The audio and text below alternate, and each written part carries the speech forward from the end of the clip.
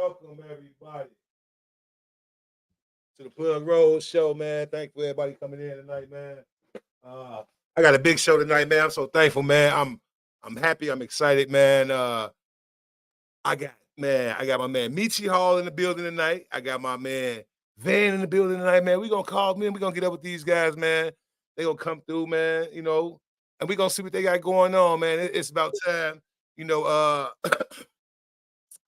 You just meet some of these good guys that the Pluggrose know, man. So everybody, I'm thankful y'all coming to the Pluggrose Show, man. I got my man MEECHIE in the building tonight. Yes. My boy MEECHIE is in the building. MEECHIE, what up, baby? How you doing tonight, baby? What up, What's going on with you?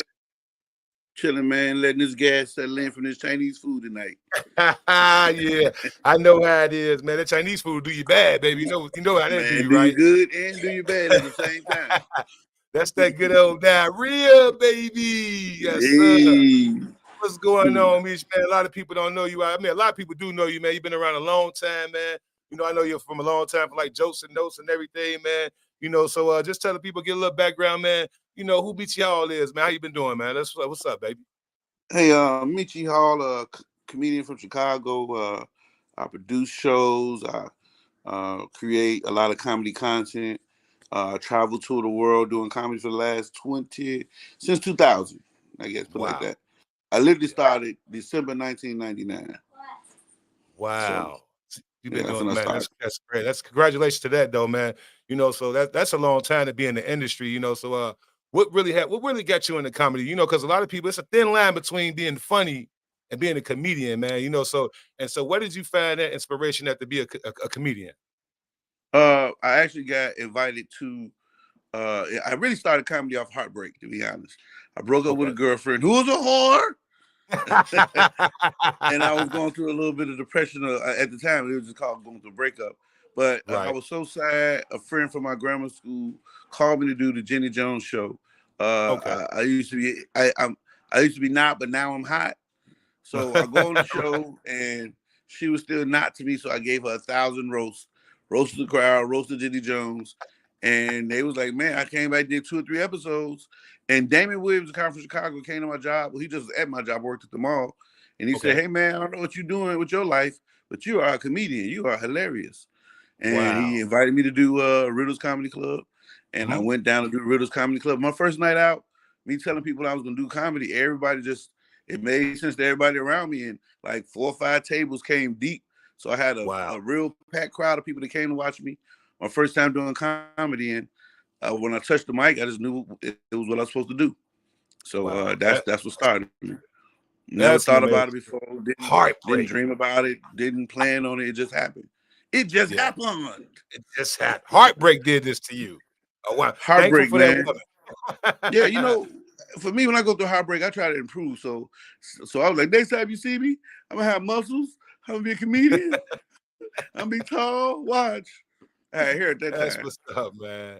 I'm getting Brady right. I know, man. I know she looked back now like, yeah, you did this. You did. You created this monster, baby. Whoever she is. Congratulations. So what's some of the big names you have worked with out there, man, in comedy? So being in that 20 years, man, that's a long time. And I know you probably didn't work with some big names. What's some of the big names you have worked with out there? Man, I worked with everybody, honestly. I definitely did some tour dates with Kevin Hart, Hannibal, Rail, D-Ray, Deion Cole. It's nobody that I really haven't worked with in general. Lil Duval, just on shows with people. But I've definitely been well traveled and slightly successful in so many words. Yes, sir. Comedy to me is a one-man sport. As in my biggest achievement was doing a show at Tennessee State University. And I got like $5,000 for one show, and that's kind of like for me my biggest thing, because I went down there to do the show. It was just me, and I booked the show up. But that's the biggest thing I've done. But I've done shows with a lot of comedians. Wow, that's wonderful. Yeah. So I heard you mention that you were a director. So what are some of the movies and you're an actor? So what's some of the movies that some of us can go out there and look forward to seeing you in? Some of us don't. I was in a ghetto film called Toots and Blows I starred in where it was about I was a crackhead baby daddy, which was a plus and a minus. Like doing movies, people really perceive you as your character sometimes.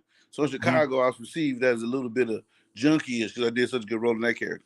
But films, I haven't done a lot of films. I got independent projects. I got a project that I produced and wrote called King Dry Comedy. Haven't dropped it yet. It's a web series where, not a web series, it's a series where we do sketch, stand-up, and comedy sketches where comedy interviews with Dan Food, Just Niche, Marlon Mitchell, and Mike Samp in it. And Hannibal Burris produced that show. And that should be coming out soon. And I'm also looking to drop a Funny and Francis episode. That's my Francis Cocktail Lounge. You do comedy there on Tuesday nights. Been there for 4 years. And it's a very solid comedy night. But the biggest thing that I got going on coming up next is I plan to open I'm in the process of opening a comedy club in the South Loop on 1450 South Michigan at the Harold's Chicken. So me and the owner of the Harold's are right now conspiring or getting together or working out the details on opening a comedy club on the second level of that Harold's on 14th in Michigan. That's great. Well, that's what I got going on. And I also tour with D-Ray regularly. That's my bread and butter. So many words. Yeah. So what is it like? You know, I know I have been known for you to work with D-Ray a lot.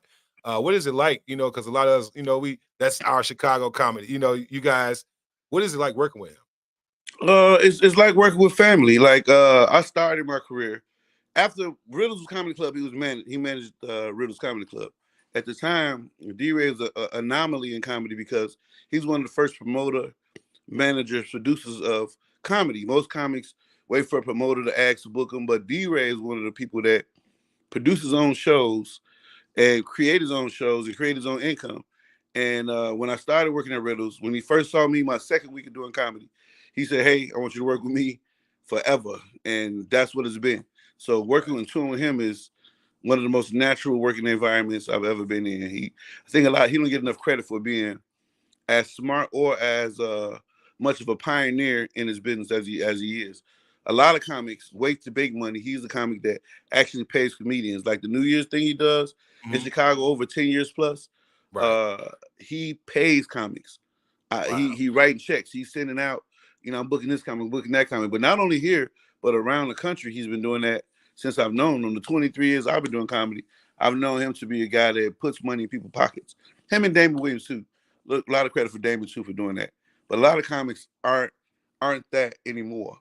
So I'm actually breeding from that generation of comics to actually produce and put together projects to get comics paid or keep an income in comedians' pockets. Man, that's dope, man. But it's great working with him, man. Me and him are really good friends, like brothers. So I forget he famous sometimes. We be so regular and talking about roasting, talking shit, clowning each other about regular stuff. You know, I just told him he had an outfit last week. I said he dressed like Andrew Dice Clay. Imagine you at your show, your best outfit on, you know, your crowd out there is sold out. You know, you got your best new leather outfit on, and your opening act come, "Hey, what the fuck is that?" Right before you go on stage. And then get in front of the audience and be like, "Hey, you know, you look like a very convenient, fancy condom right now."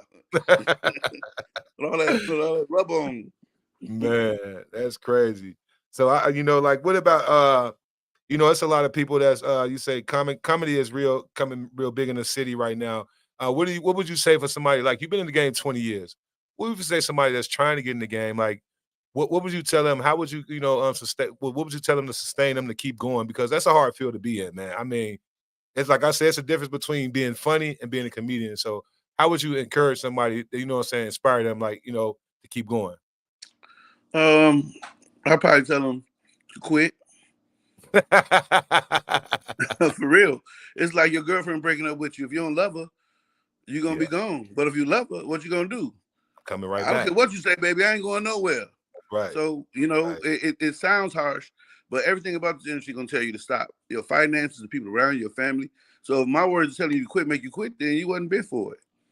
So, you know, if you want to do this, it's something that you have to have a passion and a desire for on the inside. And if you don't, get the fuck out of our way, because there's people out here trying to work. And I wasn't as aggressive about that, but now it's so many people that say they do comedy, and it's comedians out here that got rooms, getting budgets out of clubs, just throwing events, and not doing comedy, just hustling it. Right. And comics that need it aren't getting the looks they need.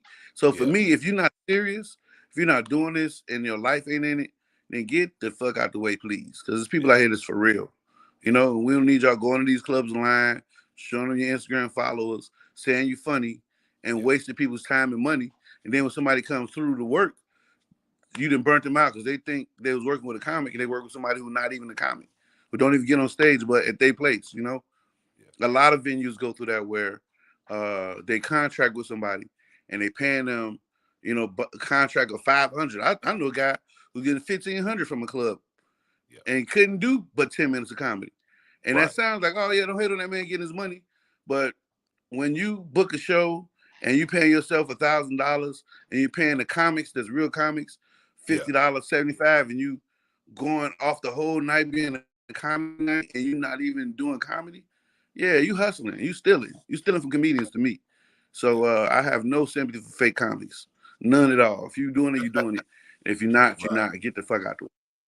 That's right. That sound harsh, but all the people that's half-assing.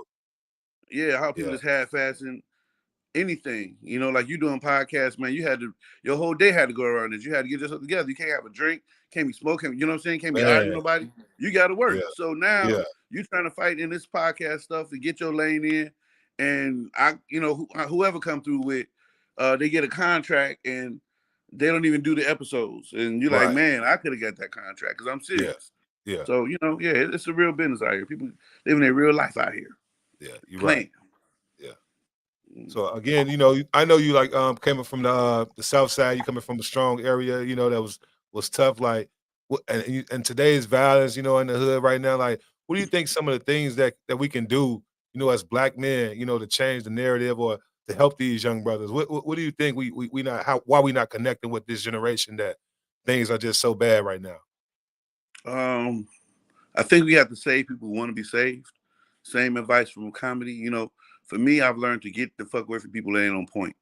And that's in any situation where getting around from negative people, getting around from people that's not about the same thing, even going to parties where you know that element is there, you just gotta stay away from it.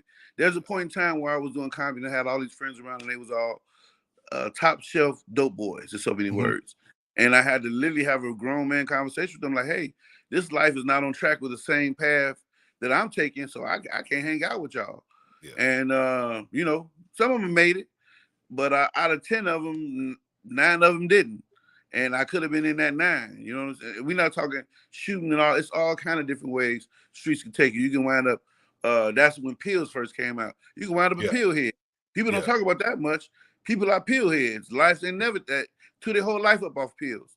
Some people go to jail. Some people, baby mama out. They didn't, girls, going raw. And now they 6, 7 kids in, 5 kids in, and stressed out. So it's like you just got to stay on the path of what is productive for your career, and you got to stay away from pitfalls. It's too dangerous to play with, even in a situation where you are partying with the wrong people. You know, Chicago's a real, by association. You with them people, they see you with them people. You know, so you got to stay away from things you know are not good for you. And that's the best advice. And really just kind of focus in on going to comedy clubs. We're talking about all comedy clubs, white, black, Mexican, Latino. There's so many comedy clubs in Chicago. There's no excuse but your own. You get on the train, you can walk, you get on the bike. So if you're not doing nothing, it's you stopping you. So, you know, them pitfalls, man, hold you down every time. Pretty girls will hold you down. A good woman. Man, anything. Have you in a bad place. Anything that take your mind off what you're supposed to be doing is gonna be bad for you, you know. So them thighs so warm, you want to lay up in them boys all day. That bosom so soft, you want to just cuddle up. I ain't going to the open mic tonight. What? I ain't going to have my lady and drink. But I've been out all week. But you be laid up so much and forget to put comedy first. I was just talking to a famous comedian the other day, and let me tell you how real it is for comics who are successful. You know, they say a baby gonna change you when you have a baby. But he said, I had a baby and comedy still first. He said, I had a child and they said it's supposed to change you, but comedy still first for me. Right, so exactly. It's like, you ain't got that kind of passion, that kind of understanding. You definitely not gonna get to where you're trying to get to in this comedy. It's that serious. Yes. It really is. Our stuff is all serious. You ain't got no fun questions. Yeah, man. What's up, man? You the fun guy, man. You know, this podcast about, man, the truth always being real, man. You know, man. Comedy is what you do. So, you know what I'm saying? I do love, everything about you, man, Meechie, man. And, I just want, what's up next for you, man? Like, what can we look forward to seeing you in 2024? Like, what do you got, planned? Like, where you at, man? What's going on? Club in the South Loop. The comedy club in the South Loop is my dream come true. Since I've been doing comedy, the 20 years ago, they wouldn't letting us really downtown, or it was like one black club and all that. But having a club where culturally it's diverse and it's a place where money is, and it's a place where comedy can really get up and do comedy, not like these hood spots where you got to argue with the crowd and fight and all that stuff. So comedy and chicken at the Harold's Chicken on 1450 South Michigan. It sounds very ghetto because it is. Chicken, but it's a classic ghetto. Yes, it's a classic ghetto. We're in the South Loop. The venue's real nice. The drinks are poured real strong. And the comedy is uncut. So for me, if anything y'all gonna do, please check out my Saturdays at the Harold's Chicken. And our goal by February is to open up the comedy club on the second floor. So if anything, come to that. That is my dream baby right there. And I got some writing ideas and projects that I plan on putting out. But for right now, my focus is opening up that comedy club. That's my main focus. That's what's up. So I do want to, man, you do got to get some funny stuff in here, man. What's up, man? What you think about the Sexy Red dancing on stage, man, with Pregnant, man? Man, did you see that? First, I love Sexy Red, so don't be disrespectful. Watch your mouth. I'm not being disrespectful. That ain't me. I'm not being disrespectful. When they said she released a sex tape, you talking about getting on Google immediately? Me, right there. Look, when you get old and classy, you dated, got a classy lady, so you have a little craving for a little hood rat girl. You miss dirty bitches. There's no disrespect, but if you dirty and ashy out there. But look, y'all have a place in this world, and I'm not gonna let y'all be disrespectful. All right? She said what she said. That's right. Coochie Pink and Booty Hole Brown. She said it. What she'd be? If she from Chicago, what side she'd be from? She clearly a West Side girl. Ain't no way. See, now you get down on the West Side. See, the West Side people ain't gonna like that, man. Now, you gotta be careful. West Side know what it is. I'm gonna say this. Is why I'm gonna say this was West Side people loud. South Side people try to act classy, so they be faking. You know what I'm saying? But the West Side girl gonna tell you, my coochie pink, my booty hole brown. You can kiss it. You know what I mean? Yeah. I know West Side girls. They very direct. They very aggressive. That's what's up. Yeah, man. but either way it go, I love Sexy Red. I love what she's doing for the business. I love her energy of being a young woman, and a lot of I'm in my 40s, so of course women my age gonna have a offense to what she's saying. But when they was 22, when they was 23, they was out here stinking just like her. Throwing that thing just to every drug dealer with a Benz, it was going down. You pulling up on that? You most definitely pulling up. Come on, man. You know what y'all wanted to do to Tupac. You gonna trick it off. Yeah, come on. Tupac walked in the club back then. You know it's gonna happen. Man. That's it, man. Tupac, I think Tupac had every girl out here. Now I done look back now. Yeah, I've been seeing the little pictures. I say, dang, Pac had her too. Man, let me tell you how bad it was. Biggie Smalls was a sex symbol, so don't think they can't say nothing about Sexy Red. Biggie Smalls was a sex symbol. You hear me? Oh, yeah, he was. Oh, he was because he had money. So it is what it is. Y'all leave her alone. Yeah, let her live her life. That's what's up, man. I really appreciate everything tonight, man. Meechie Hall, man, you the man. Like I say, man, you one of the pioneers in Chicago when it comes to comedian, man. Like you say, 20 years in the game, a long time, man. I wish you so many more years. I got to get out there and see you, man.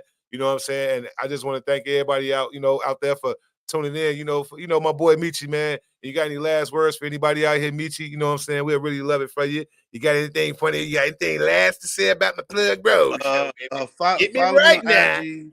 Follow me on IG, and ladies, please send all your disrespectful photos there. All right. And Sexy Red, if you watch this podcast ever, I love you, baby. If it's a sexy black out there, sexy brown, sexy purple, or the pink hair, I see that too. I love y'all. All right. Nothing wrong with it. Yes, everybody needs a little stank in their life. Everybody need a little stank. A little stank, right? A little on your finger, huh? A little. Yes, sir. But yeah, man. Appreciate you, brother, man. You the man. Like I say, I'll be out to see you soon, man. You know, MEECHIE Hall, man, came through on the Pluggrose Show, man. I really appreciate it, man. Hardworking brother, 20 years in the game, man. Producer, director, actor, everything, man. Comedian. I mean, man, we love you, baby, man. Chicago, stand up. We love you. Man, keep doing your thing, MEECHIE. See you soon, baby. All right, peace, bro. All right, bro, love. That was MEECHIE Hall, everybody. You know what I'm saying? Man, I'm so thankful for that brother, man. Good brother, man. Been knowing him for a minute. I always been out there. I just seen him, man, and he just, man, he got so many things, man. I seen him one time he did he said when he signed up to be in the game, man. Get out there on YouTube and see that, man. That is so funny, man. The man, wow. Then he got another one he was talking about, man. His lady wanted him to be she came on, wanted to go to, she had swinger tickets, man. Go watch that too, man, on YouTube, man. MEECHIE Hall, man. Y'all know what it is on the Pluggrose Show. I appreciate everybody tuning in. You know, I got up next coming in here. I got my boy Van Johnson for Black Ink, man. Well, now, you know, VH1. He said, man, stop calling me, you know, stop calling me Black Ink. Stop calling, you know, so, you know, VH1, you know, Van finna pop in tonight. You know, in the meantime, you know, I appreciate y'all, man. You know what I'm saying? Like I told y'all, this ain't easy, but, you know, somebody got to do it. You know, I'm glad I'm the one to do it. You know, I love everybody out there for tuning in. You know what I'm saying? This is what we gonna do. You know, I'm here for y'all. I got y'all. I'm gonna get all the names up in here. We gonna get them here today. You know what I'm saying? So it's Sunday. The Bears lost. And, you know, I feel bad. So, you know, this ain't gonna work for me, man. We gonna have to get rid of our whole team. You know what I'm saying? So, you know, we gonna wait on my boy Van to drop in tonight. I see my co-host, he couldn't make it tonight. Shout out to my co-host Drayvon, man. I don't know what happened, you know, he had a little family issues yesterday, you know, so and you know, just hope everything all right with him, you know, and he'll be back next week, you know, so it ain't no thing, you know. You know, MEECHIE Hall came through here. You dropped a little knowledge, man. Make sure you know it's bad out there, you know, even when the comedies it ain't too much funny no more. You know what I'm saying? Because it's so bad out here, man. These kids, it's violence there where nobody want to help each other out. You know, man, we just distant. And I just, man, hope we get it together, man. You know, we on the Pluggrose Show, man. And in the meantime, you know, we finna have my boy Van come on in. We gonna chill in 1 second. We gonna be on some music. We'll be right back on the Pluggrose Show, baby. Let's give it to.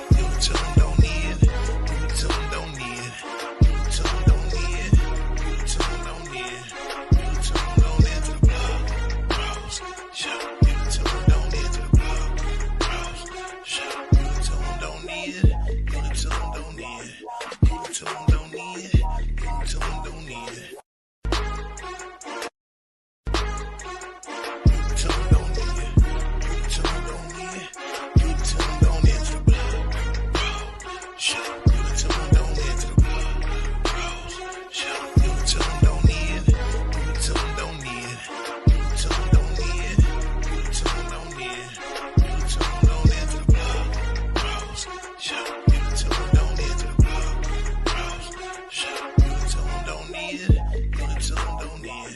Give it till them don't end. Give it till them don't end. Till them don't end. Till them don't end. Give it till them don't end to the blood. Shut up. Give it till them don't end to the blood. Shut up. Give it till them don't end. Give it till them don't end. Give it till them don't end. Give it till them don't end. Give it till them don't end to the blood. Shut up. Give it till them don't end to the blood. Shut up. Give it till them don't end. Give it till them don't end. Give it till them don't end. Give it till them don't end. Till them don't end. Till them don't end. Give it till them don't end to the blood. Shut up. Give it till them don't end to the blood. Shut up. Give it till them don't end. Give it till them don't end. Give it till them don't end. Give it till them don't end. Give it till them don't end to the blood. Shut up. Give it till them don't end to the blood. Shut up. Give it till them don't end. Give it till them don't end. Give it till them don't end. Give it till them don't end. Till them don't end. Till them don't end. Give it till them don't end to the blood. Shut up. Give it till them don't end to the blood. Shut up. Give it till them don't end. Give it till them don't end. Give it till them don't end. Give it till them don't end. Give it till them don't end to the blood. Shut up. Give it till them don't end to the blood. Shut up. Give it till them don't end. Give it till them don't end. Give it till them don't end. Give it till them don't end.